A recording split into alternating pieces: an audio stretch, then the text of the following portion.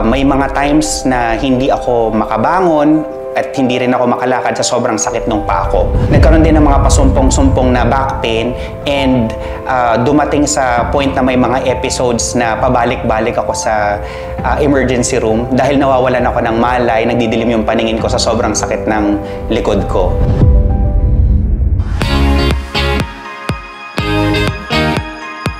Ako po si Cryon Idmilao. I'm 40 years old, a dad of 2 from Pampanga, and a former BPO Senior Training Manager. Kahit madalas nasa bahay lang, babad ako sa workstation. Minsan wala pang tayuan yan ng 8 to 12 hours. Tapos pag umaga naman, nag-aasikaso ako ng mga bata for their school and their therapy sessions. For 3 years, I've been struggling to manage my cholesterol and uric acid levels. Bukod sa age and lifestyle, may family history din kami nung mga ganitong klaseng condition. So, hereditary talaga siya. In 2021, I started noticing and experiencing several symptoms. So, napansin ko medyo bumibilis na akong mapagod, yung tipong konting lakad lang or konting akyat lang ng stairs papunta sa isang floor, hinihingal na ako. Tapos nagsimula na rin yung mga joint pains sa knuckles, saka sa paa. Yan na pala yung gout attack.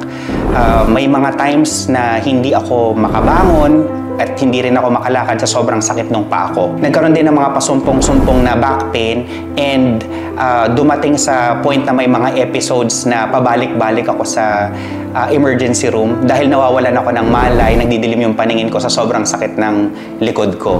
So at that point, nagpa-check up na talaga ako. I had myself checked and they found out sa blood chem ko na mataas nga yung uric acid ko. And na-diagnose din ako ng hyperlipidemia. So, niresetahan ako ng doktor ng maintenance meds. Nasa 720 pesos every 10 days din yung maintenance na yon. So, that's around 26,000 a year. And I've been diligently taking my maintenance meds for almost 3 years. Nag-improve naman yung condition, pero laging yung best results ko either borderline lang or slightly above the limit. Bumaba man siya, hindi pa rin siya pasok sa normal values. Until I started taking JC Organic Barley. I discovered JC Organic Barley through a friend. 20 years ko siyang churchmate and nabanggit niya nga sa akin yung health benefits ng barley juice sa family niya. So meron siyang 60-day detox program. Sinunod ko din lang yon. Kung nakaya ko nga yung 3 years ng maintenance meds wala naman siguro mangyayari sa akin kung mag-take ako ng something na organic kasi alam naman natin na safe naman yan sa katawan. And napansin ko, first 2 weeks pa lang, nag-subside yung back pain ko and nawala yung pain ko sa joints. Kaya tinuloy-tuloy ko lang siya. Tinapos ko yung 60 days. Nagulat talaga ako kasi normal na lahat ng resulta. Yung uric acid ko dropped from 484 to 274. Tapos yung cholesterol naman, nag-drop din from 6.7 to 3.76. So parang nangalahati lahat ng baseline results ko. And never tong nangyari doon sa entire time na 3 years na nagtitake ako ng maintenance medication. Kaya I'm very grateful talaga, saka happy ako na nakilala ko yung JC Organic Barley.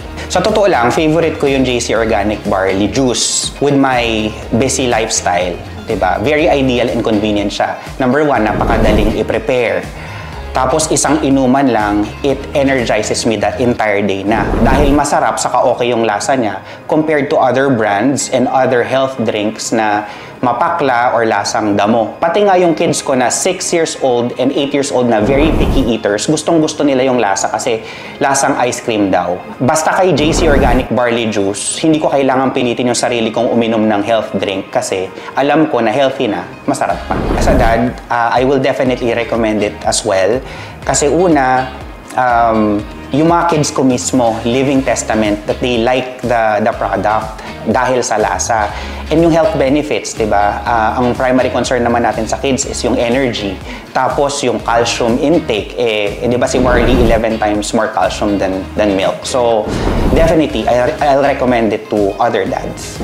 Sa anumang aspeto ng buhay, including yung health, diba? Alam naman nating lahat na nasa huli talaga yung pagsisisi.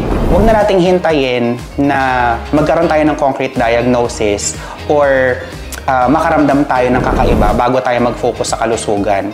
Kung kaya naman na nating simulan mag-invest sa health as soon as now, gawin na natin para ma-enjoy natin yung mga pinaghihirapan natin today in the future with our family and loved ones nang healthy tayong lahat. Hi, I'm Cryon Idmilao and I choose JC.